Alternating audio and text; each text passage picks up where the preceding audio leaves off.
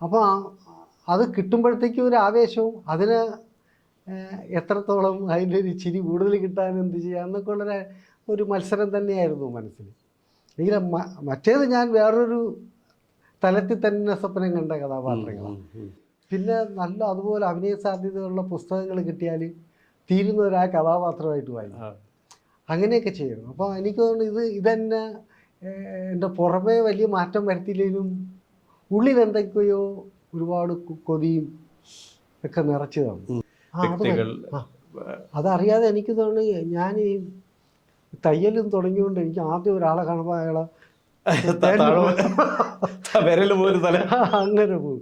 ആരെയിച്ച് നീളം കുറവല്ലേ, അല്ലെങ്കിൽ അല്ലേ അതൊക്കെ ചേരുന്നില്ലല്ലോ, അല്ലെങ്കിൽ അതിൻ്റെ അവിടെ ഇത്ര കുറവില്ലേ, ഇതിങ്ങനെ എന്നെ അതിലോട്ട് അറിയാതെ പോകും. ചിലപ്പോൾ അടുത്ത് നിൽക്കാൻ ഒന്ന് പിടിച്ചു നോക്കും.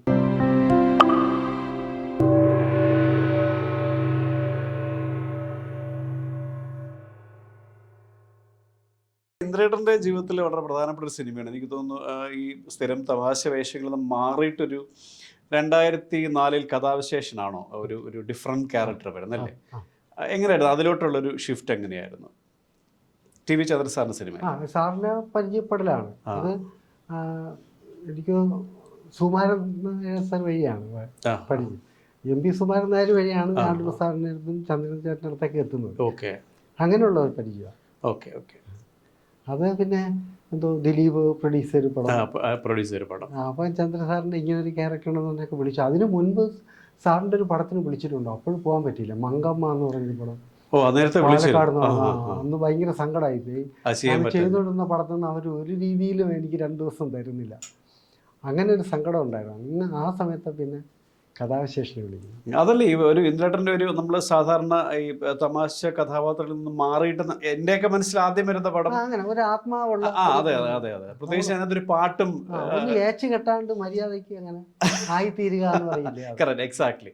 അതെ, ആദ്യകാലങ്ങളിൽ ഞാൻ പറയും, ഈ നമ്മൾ ഈ തമാശ സിനിമകൾ കാണുമ്പോഴത്തേക്കും നമ്മുടെ ഓഫ് കോഴ്സ് ഒരു നടനെ സംബന്ധിച്ച് ശരീരമാണ് നമ്മുടെ ഇൻവെസ്റ്റ്മെന്റ്. പക്ഷേ ഈ ശരീരത്തിനെ കൊണ്ട് ഏറ്റവും കുഴപ്പത്തിലൊക്കെ കാണിക്കേണ്ട രീതികളാണ് തമാശ സിനിമകൾ വരുന്നത്. അവിടെ നിന്നിട്ട് ഒരു വലിയൊരു എന്താ ഒരു പരിഷ്കരണം എന്ന് പറയുന്നത്, ഇതേ ശരീരവും ഇതേ ആളും നമ്മൾ വേറൊരു തരത്തിലുള്ള അല്ലെങ്കിൽ നമ്മുടെ ഒരു ആക്ടർ എന്ന് പറയുന്ന ലെവലിലേക്ക് നമുക്ക് സന്തോഷമുള്ള വേഷങ്ങളിൽ എത്തിപ്പെടുക എന്നുള്ളതാണ്.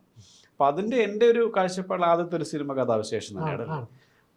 അതിനുശേഷമാണ് പിന്നെ കുഴപ്പമില്ല ഇയാളെ ഏൽപ്പിക്കാം, സീരിയസ് സീരിയലൊക്കെ ഫ്രെയിമിൽ നിർത്തിയാലും കുഴപ്പമില്ല എന്നൊക്കെ ഒരു വിശ്വാസം വരുന്നത്. അതിന് മുമ്പ് അവിടെ കൊണ്ടെത്തിച്ചത് സുകുമാരൻ നായർ സാറാ. ദൃഷ്ടാന്തവും അങ്ങനെയൊക്കെയുള്ള ചില സിനിമകളിൽ എന്നെ ഒരുപാട് നിയന്ത്രിച്ച് എല്ലാം ചെയ്യിച്ചിട്ടുണ്ട്. അപ്പം അതുപോലെ ഇപ്പം ഓഫ് കോഴ്സ് സിനിമയിൽ ഏത് ഇപ്പം കോസ്റ്റ്യൂമർ ആയാലും അല്ല ആർട്ടർ എല്ലാവരും ഇതുപോലെയൊക്കെയുള്ള വേഷങ്ങൾ അഭിനയിക്കുന്നവരാണ്. അതല്ലാതെ ഇപ്പം ഇന്ദ്രേട്ടൻ ഈ പറഞ്ഞ കോസ്റ്റ്യൂംസ് ഒക്കെ ചെയ്ത സമയത്ത് ഇത്തരം വേഷങ്ങൾ ചെയ്തിട്ടുണ്ടായിരിക്കും. അതല്ലാതെ വരുന്ന ആദ്യത്തെ ഒരു ആക്ടർ എന്ന് പറഞ്ഞിട്ട് വരുന്ന പടം ഈ നമ്മുടെ CD ഉണ്ണികൃഷ്ണനാണോ? അല്ല, അതിനു മുമ്പ് ആധാരം, മാലയോഗം, അതെല്ലാം വന്നിട്ട് ധനം,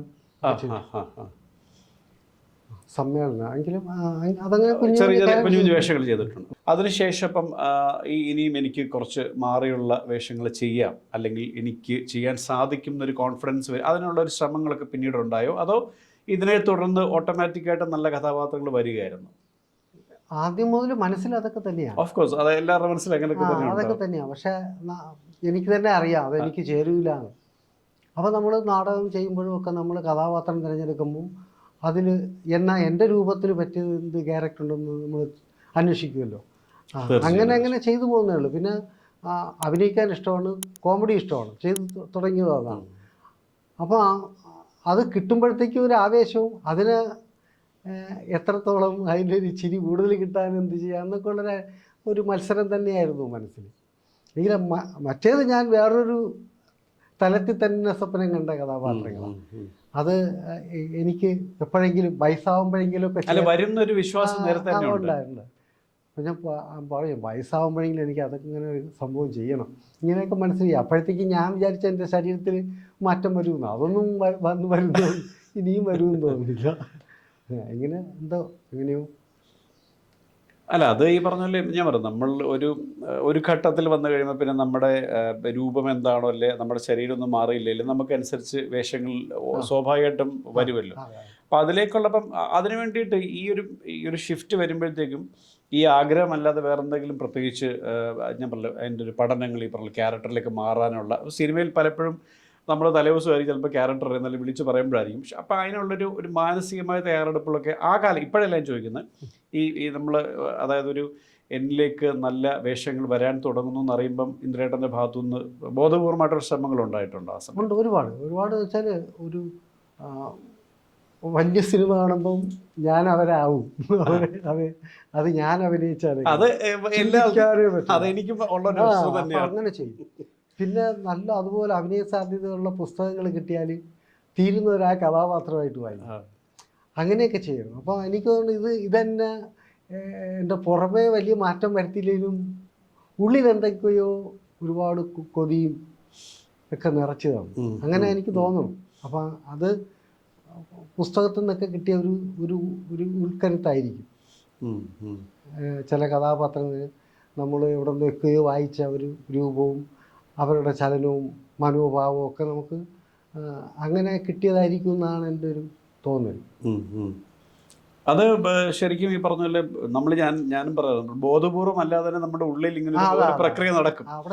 നമ്മളിങ്ങനെ ഭയങ്കരമായിട്ടൊന്നും ഇല്ലെങ്കിലും നമ്മളിൽ ഉള്ളിൽ ഞാനെപ്പോഴും പറഞ്ഞതാണ് പറഞ്ഞാൽ നമ്മൾ അറിയാതെ തന്നെ ഒരു ക്യാരക്ടർ വരുമ്പോഴത്തേക്കും നമ്മൾ ഈ പറഞ്ഞ നമ്മുടെ മനസ്സിൽ കുറെ പ്രവർത്തനങ്ങൾ നടക്കും, കുറെ സംഭവം കിടക്കുന്നുണ്ട്. അതെ അതെ അതെ വരുന്ന രീതിയിൽ ഏതെങ്കിലും ഒരെണ്ണമായിരിക്കും. അതുമായിട്ട് ഒരുപാട് താരതമ്യം ചെയ്യാൻ നമുക്ക് കിട്ടും.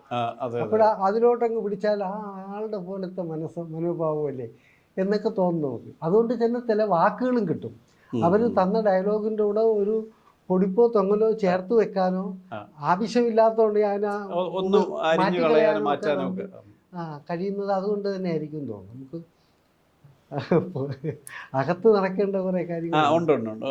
അതേ പറഞ്ഞു, ഒരു ബോധപൂർവം അല്ലാതെ തന്നെ നമ്മൾ വലിയ മെനക്കെടാതെ തന്നെ ഉള്ളിൽ കുറച്ച് ജോലികൾ നടക്കും. അത് ഈ പറഞ്ഞ പോലെ ഓഫ് കോഴ്സ് എനിക്കും അത് എക്സ്പീരിയൻസ് ചെയ്യാൻ പറ്റുന്ന കാര്യം, അതുകൊണ്ട് പെട്ടെന്ന് പറയാൻ പറ്റും. ഈ വായനയുടെ കാര്യം പറഞ്ഞല്ലോ, ഈ വായന നേരത്തെ മുതലേ ഉണ്ടോ അതോ സിനിമയിൽ വന്നാൽ? കാരണം സിനിമയിലേക്ക് വരുമ്പോൾ പലപ്പോഴും വായന നിന്ന് പോവാണ്. പല ആൾക്കാരും സിനിമയിൽ വരുമ്പം വായന നിന്ന് പോകുന്നുണ്ട്. അപ്പം വായന നേരത്തെ ഉണ്ടോ അതോ ഈ നല്ല ക്യാരക്ടേഴ്സിലേക്ക് കൂടുതൽ, അല്ലെങ്കിൽ നല്ല ക്യാരക്ടറുകൾ നമ്മളെ തേടി വരുന്ന ഘട്ടത്തിൽ കുറെ കൂടെ വായന സജീവമായോ? സിനിമയിൽ വന്നപ്പോൾ കുറേ കൂടെ സമയം കിട്ടി വായിക്കാം. ഇല്ലെങ്കിൽ നമ്മൾ ജീവിതത്തിൽ വേറെ നെട്ടോട്ടം ഓടുകയല്ലേ. അതിനിടയ്ക്ക് ചിലപ്പോൾ ഒരു നല്ല നാടകം അറിയാനോ അല്ലെങ്കിൽ സിനിമയെക്കുറിച്ച് അറിയാനോ ഒക്കെ ഉള്ള വായന മാത്രമേ ഉണ്ടായിരുന്നുള്ളൂ. എനിക്ക് പിന്നെ വളരെ നേരത്തെ വായിക്കാൻ പറ്റിയായിരുന്നു. സ്കൂളിൽ പോക്ക് അത്രത്തോളം ഇല്ലായിരുന്നുകൊണ്ട് ജോലിയുടെ ഇടയ്ക്ക് എനിക്ക് വായിക്കാൻ പറ്റും. പിന്നെ ഈ അന്വേഷണം, നാടകത്തെക്കുറിച്ചുള്ള അന്വേഷണവും സിനിമാ കാര്യങ്ങളും ഇതൊക്കെ തന്നെയായിരുന്നു. അപ്പോൾ ഞായറാഴ്ച പൂർണ്ണമായിട്ടും പ്രധാന ഒരു സിനിമ അങ്ങനെ കാണും, അതല്ലെങ്കിൽ വായനശാല തന്നെയായിരുന്നു. അപ്പോൾ അത് സിനിമയിലേക്ക് വരുമ്പോഴത്തേക്കും കുറേ കൂടെ സമയം കിട്ടും. നമുക്ക് കോസ്റ്റ്യൂം ചെയ്യുമ്പോൾ പിടിപ്പത് പണിയാണ്. അത് ഉറക്കമില്ലാതെ നമ്മൾ പോകും. അഭിനയം തുടങ്ങിയപ്പോൾ എനിക്ക് ഒരുപാട് സമയം കിട്ടി. അവരുടെ വർക്ക് കഴിഞ്ഞാൽ പിന്നെ സുഖമായിട്ട് കൊണ്ട് റൂമിൽ വെക്കും. അപ്പോൾ നമുക്ക് ഒരുപാട് സമയമുണ്ട്. അങ്ങനെ ഇരിക്കപ്പെടുന്നില്ലാതാകും. അങ്ങനെ അടങ്ങിയിരുന്നിട്ടില്ലല്ലോ.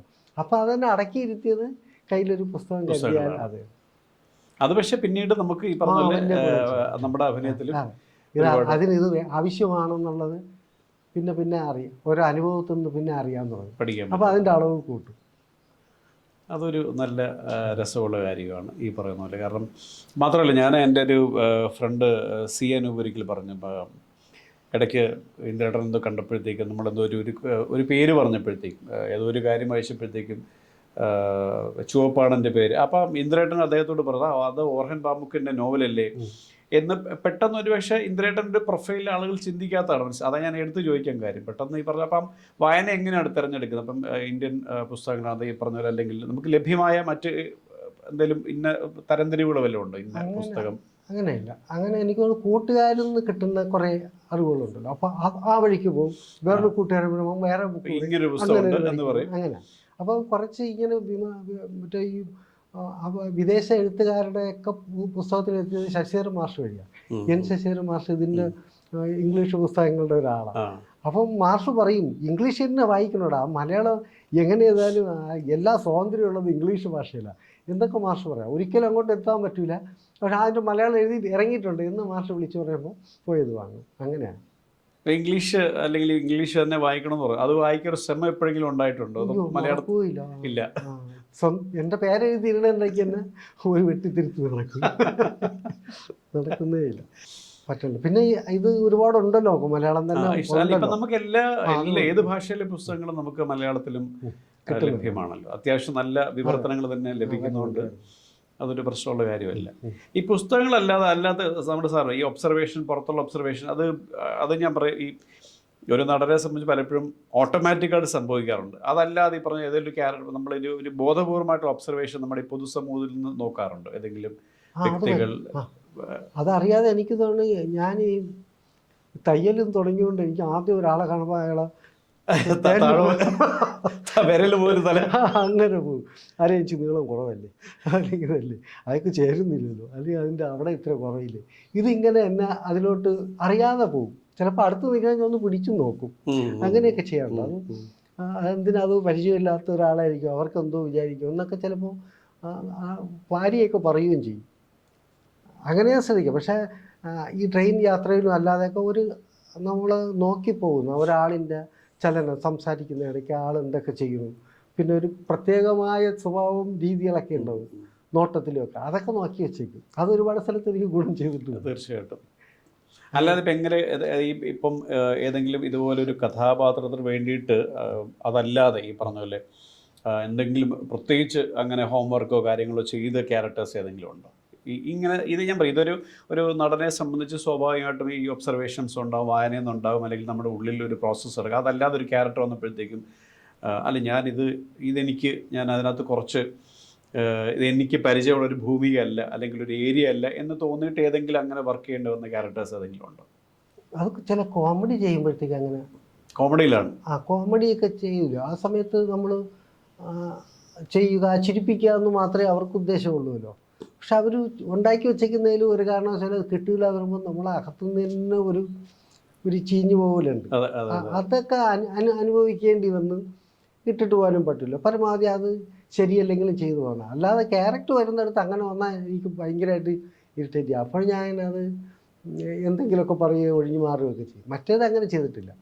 പിന്നെ ക്യാരക്ടർ ചെയ്യുമ്പോഴത്തേക്ക് ഈ കണ്ടുവച്ചിരുന്നതിൽ നമ്മൾക്കൊരു ഡയലോഗ് ഉണ്ടെങ്കിൽ അത് കഴിഞ്ഞാൽ പക്ഷെ നമ്മൾ ഫ്രെയിമിലുണ്ടാവും, വേറെ കാര്യങ്ങൾ നടക്കും. അങ്ങനെയൊക്കെ വരുമ്പോൾ നമുക്ക് നിൽക്കണമെങ്കിൽ ഈ പറഞ്ഞതിനൊക്കെ ആരെങ്കിലും പിടിക്കും. അപ്പോൾ ആവശ്യം കഴിഞ്ഞാലും അയാൾ ചുമ്മാ നിൽക്കുമ്പോൾ എന്തൊക്കെ ചെയ്യുന്നു എന്നൊക്കെ ചെയ്യാൻ പറ്റും. അത് എടുക്കാറുണ്ട് അങ്ങനെ. ഈ അപ്പോത്തിക്കരിയൊക്കെ ചെയ്യുമ്പോഴത്തേക്ക് അത് കുറേയൊക്കെ എൻ്റെ അച്ഛൻ്റെ ചില ചലനങ്ങളുണ്ട് എടുത്തിട്ടുണ്ട്. അതൊക്കെ ഇങ്ങനെ വെച്ചേക്കും. ഇവിടെ നമ്മളെന്തൊക്കെ പറയുമ്പോൾ മാറി. അപ്പം സാധാരണ ചെയ്യുന്ന കുറേ കാര്യങ്ങളൊക്കെയാണ് അച്ഛൻ്റെ. പറയുന്ന മറുപടിയൊക്കെ ചെയ്യുന്നുണ്ട്. പക്ഷേ എങ്കിലും അത് അങ്ങനെ ഒരു പ്രവൃത്തിയൊക്കെ എന്തെങ്കിലും നടന്നുകൊണ്ടിരിക്കും. അതൊക്കെയാണ് അങ്ങനെയൊക്കെ ഉള്ളത് നോക്കി വെച്ചിട്ടുണ്ടാവും. അതിന് സംസാര ഒരു പ്രത്യേക ജൂറി മെൻഷൻ കിട്ടി അല്ലേ ഈ അപ്പോത്തിക്രി 2014 തോന്നുന്നു. അവിടുന്ന് നേരെ 2018 വരുമ്പോഴേക്കും മികച്ച നടനുള്ള സംസ്ഥാന ആളൊരുക്കം. അത് കഴിഞ്ഞ് പിന്നീട് വരുന്നത് എനിക്ക് തോന്നുന്നു മറ്റേ ഒരു സിംഗപ്പൂർ ഒരു ഫെസ്റ്റിവലിൽ വെയിൽ മരങ്ങൾക്ക് അതിന് മികച്ച നടനുള്ള ഏഷ്യൻ, അതെ സൗത്ത് ഏഷ്യ. പിന്നെ വന്നിട്ട് ഹോമിലും ഈ പറയുന്ന പോലെ ദേശീയ പുരസ്കാരത്തിന്റെ അവസാന റൗണ്ടിലേക്ക് എത്തുകയും അവിടെ ഒരു മെൻഷനിലേക്ക് അവിടെ പലപ്പോഴും ഒക്കെ ചെന്ന് എത്താനും പാടില്ലേ. അവരിപ്പോൾ ഒരുപാട് എല്ലാ ഭാഷയിൽ നിന്നും ചെല്ലുകയല്ലേ. അവിടെയൊക്കെ അതുപോലെ ഫൈറ്റ് ചെയ്യാൻ ആള് വേണം. അല്ല, അവിടെ വരെ എത്തി. ഞാൻ പറയാം, നമ്മളിപ്പോൾ ഇന്ദ്രേട്ടനെ സംബന്ധിച്ച് അല്ലെങ്കിൽ നമ്മളിപ്പോൾ ഇങ്ങനെ തിരിഞ്ഞു നോക്കുമ്പോഴത്തേക്കും ഇന്ദ്രേട്ടൻ്റെ ഒരു നടൻ എന്നുള്ളൊരു തുടക്കത്തിൽ നിന്നും ഇവിടെ വരുമ്പോഴത്തേക്കും ഒരു ഇൻ്റർനാഷണൽ ഒരു അവാർഡ് നമ്മളിലേക്ക് എത്തുകയും അല്ലെങ്കിൽ ദേശീയ അവാർഡിൻ്റെ അവസാന റൗണ്ടിൽ വരെ എത്താൻ സാധിക്കുന്നു പിന്നെ എന്ന് പറയുന്നത് വലിയ കാര്യം തന്നെയാണ്. പിന്നെ തെരഞ്ഞെടുപ്പ് എന്ന് പറയുന്നത് ഇതൊരു മറ്റേ വള്ളംകളി മത്സരം പോലെ നമുക്ക് കയറ് പിടിക്കാൻ പറ്റില്ലല്ലോ. 1ാം സ്ഥാനം 2ാം സ്ഥാനം 3ാം സ്ഥാനം എന്ന് പറ്റില്ല. അപ്പം ആ ജൂറിയിലെ ആ നോക്കുന്ന ആൾക്കാരുടെ കാഴ്ചപ്പാടിൽ അങ്ങോട്ടും ഇങ്ങോട്ടും ചിലപ്പം വേറൊരു ജൂറി ആണെങ്കിൽ ചിലപ്പം അവിടെ വേറൊരു ചിലപ്പോൾ ഇന്ദ്രേട്ടനായിരിക്കും. അപ്പം അത് നമുക്ക് പക്ഷേ എന്തായാലും അവസാനം അതിലേക്ക് എത്താൻ പറ്റുന്നു എന്ന് പറയുന്നൊരു വലിയൊരു കാര്യം തന്നെയാണ്. അപ്പം അതുപോലെ ഈ അവാർഡുകളൊക്കെ വരുമ്പോൾ പലപ്പോഴും പല ആളുകൾക്ക് സംഭവിക്കുന്ന പല അപകടങ്ങൾ സംഭവിക്കും. നമുക്ക് ഇതുപോലുള്ള പുരസ്കാരങ്ങൾ കിട്ടുകയുമ്പോൾ നമ്മൾ പെട്ടെന്ന് പിന്നെ സിനിമകൾ തിരഞ്ഞെടുക്കുന്നതിൽ അല്ലെങ്കിൽ സിനിമകൾ വിളിക്കുന്നതിൽ പുള്ളി ഇനി ഇങ്ങനത്തെ വേഷത്തിന് വിളിച്ച വരുമോ അല്ലെങ്കിൽ അങ്ങനത്തെ വേഷത്തിന് വിളിച്ച ഇങ്ങനെയൊക്കെയുള്ള ചില പ്രതിസന്ധികൾ ചില ആർക്കെങ്കിലും നേരിട്ടിട്ടുണ്ട്. ഇന്ദ്രേട്ടൻ അങ്ങനെ എന്തെങ്കിലും പ്രശ്നങ്ങൾ നേരിട്ടിട്ടുണ്ടോ? ഇല്ല, ഇനി അങ്ങനെ വിളിക്കാതിരിക്കുന്നവരുണ്ടോ എന്നറിയില്ല. പക്ഷേ വിളിക്കുന്നിടത്തൊക്കെ ഞാൻ പോകുന്നുണ്ട്. പക്ഷേ ഈ പറഞ്ഞ കാര്യം ചിലപ്പം ചില ആൾക്കാരെ സംബന്ധിച്ച് ഈ പറഞ്ഞ ചില ചെറിയ ക്യാരക്ടറിൽ എങ്ങനെ വിളിക്കും അതെ എന്നൊക്കെ പറയുന്നത് കേട്ടിട്ടുണ്ട്. ആ കൂട്ടത്തിലൊക്കെ എനിക്കും ചിലപ്പോൾ തട്ട് കിട്ടിയിട്ടുണ്ടാവും. ഉണ്ടായിരിക്കാം. പക്ഷെ പ്രത്യക്ഷത്തിൽ എപ്പോഴും പടം ഉള്ളതുകൊണ്ട് നമ്മൾ പ്രത്യക്ഷത്തിൽ നമ്മളത് അറിയുന്നില്ല. ചുമ്മാ ഇരുന്ന് പോയെങ്കിൽ ചിലപ്പോൾ ഒരു വിശകലനം അതിനെക്കുറിച്ച് നടത്തിയത്. ഇപ്പം കുറച്ച് സീരിയസ് ക്യാരക്ടേഴ്സ് വരുമ്പോഴത്തേക്കും അവിടെയും എന്തെങ്കിലും ഒരു ക്ലീഷേ പോലെ ആവുമെന്ന് തോന്നിയിട്ടുണ്ടോ ഏതെങ്കിലും? അതിപ്പോൾ തെരഞ്ഞെടുപ്പ് എങ്ങനെയാണ്? പത്തനം വരുന്നത് ഒഴിവാക്കാറുണ്ടോ? അങ്ങനെ ചെയ്യാറില്ല. നല്ല കഥയാണെങ്കിൽ ഒരേപോലത്തെ ക്യാരക്ടർ ആയാലും നമുക്കറിയാം. എങ്കിലും അത് നല്ല ഉൾക്കരുത്തൊക്കെ ഉണ്ടെങ്കിൽ എന്നാലും ഇത് ഞാൻ ചെയ്തു ഇനി ചെയ്യുന്നില്ല എന്ന് പറയാൻ ധൈര്യവും ഇല്ല. നല്ലത് പിന്നെ ഓർഡർ അനുസരിച്ച് വരുന്ന എല്ലാം സ്വീകരിക്കാറാണ്. എന്തെങ്കിലുമൊക്കെ കോസ്റ്റ്യൂമിലോ മേക്കപ്പിലോ ഒക്കെ മാറ്റം വരുത്തി കിട്ടാൻ ശ്രമിക്കും. കുറച്ചൊക്കെ അങ്ങനെ ഒരു രക്ഷപ്പെടാമല്ലോ എന്ന് വിചാരിച്ചിട്ട് ഒരേപോലത്തേക്ക് വരും. പിന്നെ അവരും ചിലപ്പോൾ പറയും അതിലെ പോലത്തെ ഒരു ചിരി, അവസാനത്തെ ഒരു ചിരി ഹോമിലെ പോലത്തെ, അങ്ങനെയൊക്കെ പറഞ്ഞൊക്കെ വരും. അപ്പം അതും ഒക്കെ നിഷേധിക്കാനും പറ്റില്ല. പക്ഷേ എന്നാൽ വളരെ തന്ത്രപരമായ സമീപനം നമ്മൾ നടത്തേണ്ടിയിരിക്കുന്നു. ഈ നേരത്തെ പറഞ്ഞില്ല നമ്മളിപ്പോൾ ഈ ശരീരം മാറിയില്ല, അല്ലെങ്കിൽ ഈ പറഞ്ഞില്ല കാലം മാറുന്നതനുസരിച്ച് ശരീരം മാറുമായിരിക്കും എന്ന് വിചാരിച്ച് മാറിയില്ല. പക്ഷെ അത് ഒരിക്കലും ഒരു അപകടമാകാറില്ല. പ്രത്യേകിച്ച് ഞാൻ ഇപ്പോൾ ഒരുപക്ഷെ പണ്ട് ഇപ്പോൾ ഇന്ദ്രേട്ടൻ മറ്റേ പോലീസായിട്ടും ജഡ്ജിയായിട്ടും ഇതേ ശരീരം വെച്ച് അഭിനയിച്ചിട്ടുണ്ട്. ഒരുപക്ഷെ പണ്ട് കാലത്ത് നമ്മളങ്ങനെ ആൾക്കാരങ്ങനെയല്ല കൺസീവ് ചെയ്യുന്നത്. ഞാൻ പറഞ്ഞ ഒരു നടൻ എന്ന് പറഞ്ഞൊരു വളർച്ചയിൽ നമ്മുടെ ശരീരം നമുക്കൊരു ബാധ്യത അല്ലാതായി തരും. കാരണം നമ്മളുടെ ആ ശരീരത്തിൻ്റെ മേലെ നമ്മളിലെ നടൻ എന്ന് പറഞ്ഞ ഒരാൾ അടയാളപ്പെടുത്താൻ സാധിക്കുമ്പോഴേക്കും നമുക്ക് ഈ പ്രശ്നങ്ങളൊക്കെ പരിഹരിക്കപ്പെടാം. അല്ലെങ്കിൽ ഒരുപക്ഷെ 25 കൊല്ലം മുമ്പ് ചിലപ്പോൾ ഒരു സർക്കിൾ ഇൻസ്പെക്ടറായിട്ട് ഇന്ദ്രേട്ടൻ ചിലപ്പോൾ പെട്ടെന്ന് ആൾ കൺസീവ് ചെയ്യില്ല. അപ്പോൾ ഇപ്പം എന്ന് പറഞ്ഞാൽ ഈ ശരീരം വെച്ചുകൊണ്ട് നമുക്ക് ഏതും കൺസീവ് ചെയ്യാം. ഒരുപക്ഷെ ഒരു DIG ആണെങ്കിൽ ഇപ്പോൾ ഒരു ആൾ നമ്മൾ കൺവിൻസിങ് ആവും. അത് നമ്മൾ ഉണ്ടായിട്ടുള്ള നടൻ എന്ന് പറഞ്ഞ ഒരാളുടെ ഒരു എലിവേഷൻ കൂടെ സംഭവിക്കുന്നതാണ്. അതുകൊണ്ടൊരു ശരീരം ഏതായാലും ഇങ്ങനെ തന്നെ ഇരിക്കട്ടെ എന്നുള്ളതാണ് എപ്പോഴും എനിക്ക്. കാരണം ഞാൻ ഇന്ദ്രേട്ടനെ കാണുന്ന സമയം പോലെ ഇന്ദ്രേട്ടൻ ഇതുപോലൊക്കെ തന്നെ ശരീരം ഇങ്ങനെയൊക്കെ തന്നെ ഇരിക്കുന്ന ആളാണ്. അങ്ങനെ തന്നെ ഇരിക്കട്ടെ. ഈ ശരീരം ഈ ചെറിയ ശരീരത്തിലൊരു വലിയ വില്ലൻ ഉണ്ടായിരുന്നു. അത് ക്ലൈമാക്സിലാണ് ആൾക്കാർ മനസ്സിലായത്. ആ വില്ലനായിട്ട് അഭിനയിക്കുന്ന ആദ്യത്തെ സിനിമയാണോ ഈ രഹസ്യ പോലീസ് ആണോ?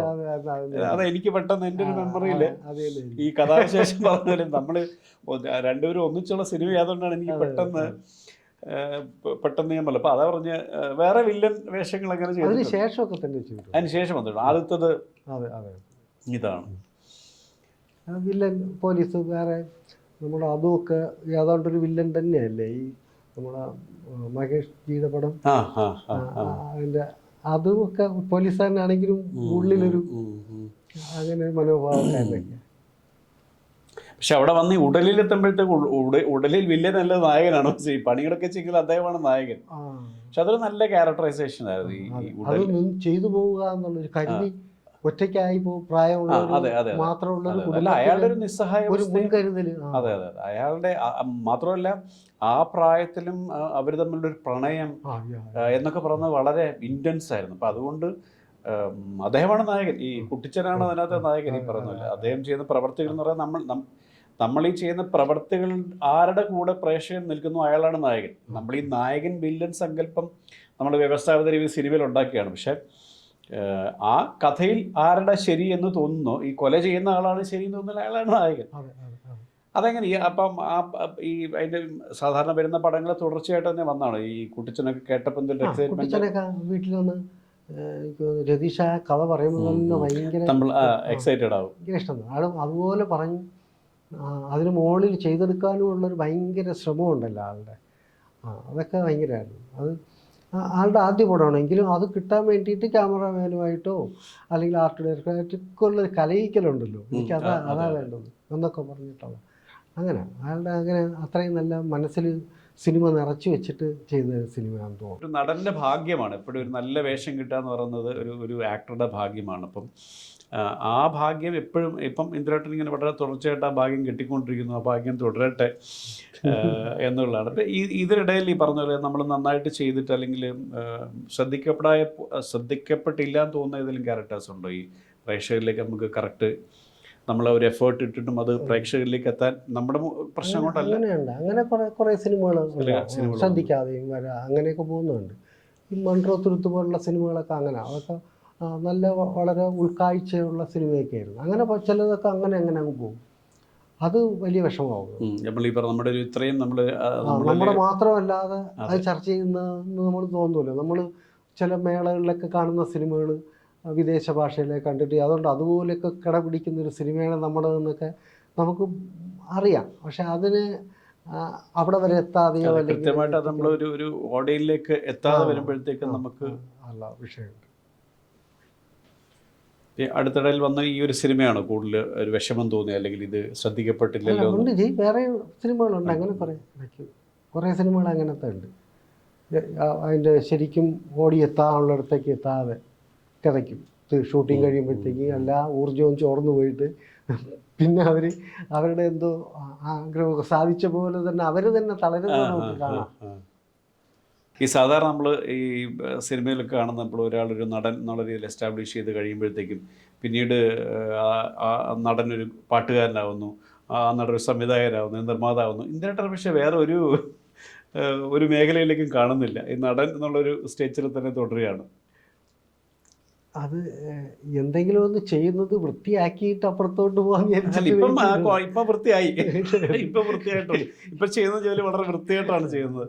അപ്പോൾ നാളത്തേക്ക് എന്തെങ്കിലും അങ്ങനത്തെ വല്ല ആശയങ്ങളുണ്ടോ, അല്ലെങ്കിൽ ഇഷ്ടപ്പെട്ട സിനിമകൾ സംവിധാനം ചെയ്യണമെന്നോ അങ്ങനെ എന്തെങ്കിലുമുള്ള ഐഡിയാസ് വല്ലതും? അങ്ങനെ എപ്പോഴും കൊതി തോന്നും നല്ല സിനിമ. പക്ഷെ പിന്നെ എനിക്ക് തുടരുത്, നശിപ്പിക്കരുതെന്നും കൂടെ തോന്നും.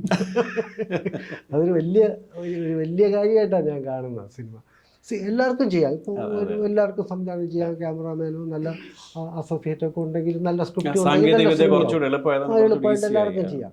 പക്ഷെ അങ്ങനെ ചെയ്യരുത്. പറയുന്ന വിഷയവും സിനിമയ്ക്ക് ആൾക്കാരെ അപകരിക്കുന്ന 2 മണിക്കൂറും അവരുടെ കാശും അതിങ്ങനെ ആ കാശ് പോയാലും മായാതെ നിൽക്കണം.